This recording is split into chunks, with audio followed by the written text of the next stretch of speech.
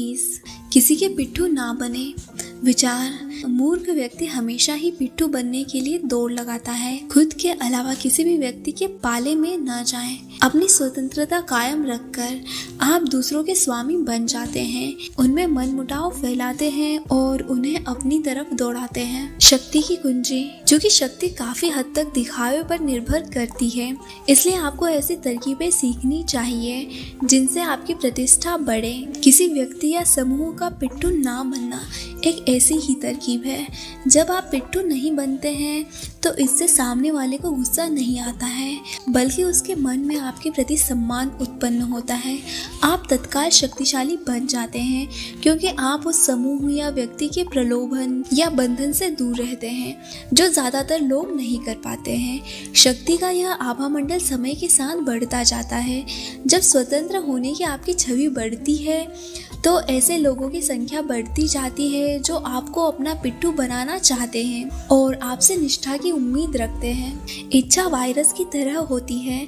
अगर हम देखते हैं कि दूसरे लोग किसी को अपने साथ जोड़ना चाहते हैं तो हम भी उसे अपने साथ जोड़ना चाहेंगे। जिस पल आप पिट्ठू बन जाते हैं या समर्पित हो जाते हैं, यह जादू खत्म हो जाता है।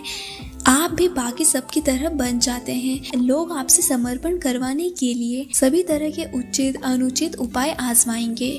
वे आपको तोहफे देंगे, आप पर एहसानों की बौछार करेंगे, सिर्फ इसलिए ताकि आप उनके एहसानों की बोझ तले दब जाएं। दूसरे आप पर ध्यान दें, इस बात को प्रोत्साहित करें, उनकी रुचि को प्रेरित करें, लेकिन किसी भी कीमत पर उनके पिट्ठू ना बने। अगर आप चाहें तो तोहफों और एहसानों को स्वीकार कर सकते हैं, लेकिन इस बारे में सतर्क रहे कि आप अपने मन में किसी का पक्ष ना लें। आप खुद को कृतज्ञ मानने की गलती हरगिज ना करें। बहरहाल याद रखें, आपका लक्ष्य लोगों को दूर रखना नहीं है या ऐसा दिखाना नहीं है कि आप किसी के हो ही नहीं सकते।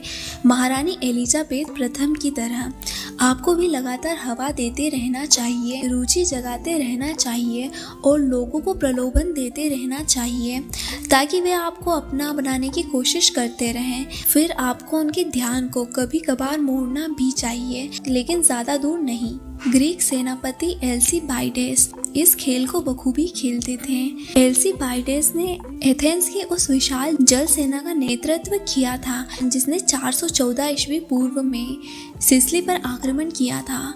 जब ईशालु एथेंस वासियों ने युद्ध के बाद उन पर झूठे आरोप लगाकर उनका अपमान करने की कोशिश की तो वे घर लौटकर झूठे मुकदमों का सामना करने के बजाय दुश्मनों यानी स्पर्टा वासियों से जाकर मिल गए। फिर जब एथेंस वासी सिरकस में हार गए तो एल्सीबाइडेस स्पर्टा छोड़कर फारस चले गए। हालांकि स्पर्टा अब शक्तिशाली बन रहा था। बहरहाल एथेंस और स्पर्टा दोनों ही एल्सीबाइडेस को प्रलोभन देते रहे क्योंकि फारस में उनका काफी प्रभाव था। फारस में उन पर सम्मानों की बारिश इसलिए होती थी क्योंकि एथेंस और स्पार्टा पर उनका काफी प्रभाव था। उन्होंने हर पक्ष से वादा किया था लेकिन किसी के साथ नहीं जुड़े और अंत तक सारे पत्ते अपने हाथ में ही रखे। अगर आप शक्तिशाली और प्रभावशाली बनना चाहते हैं तो एल्सीबाइडेस की रणनीति को आजमा कर देखें। खुद को प्रतियोगी शक्तियों के बीच में रखें। किसी एक पक्ष को अपनी मदद के वादे से ललचाएं। दूसरा पक्ष जो हमेशा अपने दुश्मन से आगे निकलना चाहता है अपने आप आपका पीछा करने लगेगा।